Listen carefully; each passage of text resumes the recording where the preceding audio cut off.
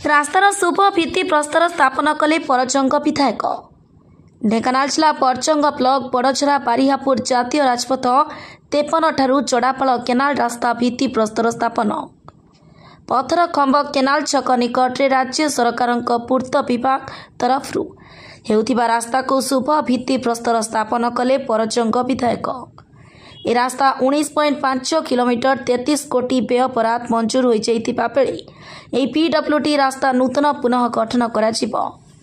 ए कार्यक्रम में परचंग विधायक विभूति भूषण प्रधान, परचंग ब्लॉक अध्यक्ष शर्मिष्ठा तलबेहरा,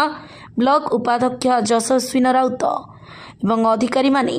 परचंग मंडल सभापति बापुन कुमार साहू अन्य कार्यकर्ता माने जोग देथिले। ब्यूरो रिपोर्ट न्यूज अनुसंधान। गोटे काम करंतु एटा गोटे भलो अल्टरनेटिव रोड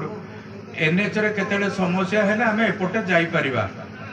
सेहिति पे आमे चिंता कलु याकू गोटे भलो ग्रे जे जो रास्ताटा अछि किछि जगह रे तो भलो अछि किछि जगह रे पूरा डैमेज हे जाई छी जोडे आइदर खळी रास्ता ही थाई पारे किंबा केनाल जोडे पानी रहे सेटे रास्ता टिके खराब हुए से अनुसार आपण माने एस्टिमेट करंतु पैसा आनी कि एटा को भलो रास्ता टिके करबा मु एसी को पाखे बसिक कथबार्ता होती जहाँ धन्यवाद देवी से माने डिटेल डीपीआर रेडी कले एवं सरकार आम सरकार पैसा देले अनेक काम अनेक काम जोटा कि बुझा आसला आम दौड़ी दौड़ी काम कर इंजीनियर बाबू ओवरसियर बाबू उपस्थित समस्त मंडल सभापति उपस्थित आम सरपंच भाई माने उपस्थित पुनरुद्धार दरकार है तो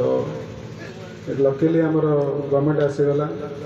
तो से भी सार डायरेक्ट इनवॉल्वमेंट रहा जे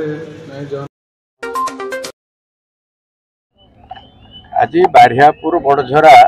एनएच आमर 53 ठारू जड़ापाल छक पीडब्ल्यूडी रोड पर्यंत 19.5 किलोमीटर रोड को पुनर्विन्यास हम ये आगु पुराना रोड थिला पीडब्ल्यूडी डिपार्टमेंट 33 कोटी रु ऊर्ध्व टंका विनियोग कर रास्ता को पुनर्गठन करा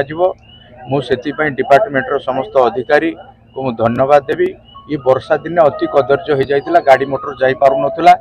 आम सरकार मोहन माझी सरकार रु मु निजे प्रचेष्टा करी डिपार्टमेंट संगे बसिक 40 कोटी टंकार एस्टिमेट होता टेंडर लेस हो 33 कोटी टंकार ये तैयारी हम कंट्राक्टर भाई जी नहीं भी निवेदन करी रास्ताटी भल करेंगे मुझे आज दिन में निवेदन करी रास्ता को आपण मैंने देखिए तदारख करेंगे भूल भटका हेले आपण मैंने भी तदारख करेंगे आमको भी दर्शाइबे तेणु मुझे आज दिन में आपको धन्यवाद दूसरी। अधिकांश जंत्री ढेंकानाल 19.5 किलोमीटर रोड डेवलप होवार अच्छे जोटा कि आईएल आम डीएल स्टैंडर्ड हम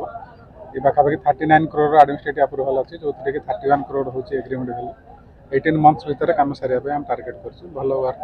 हम जोटा कि लोक काम आस।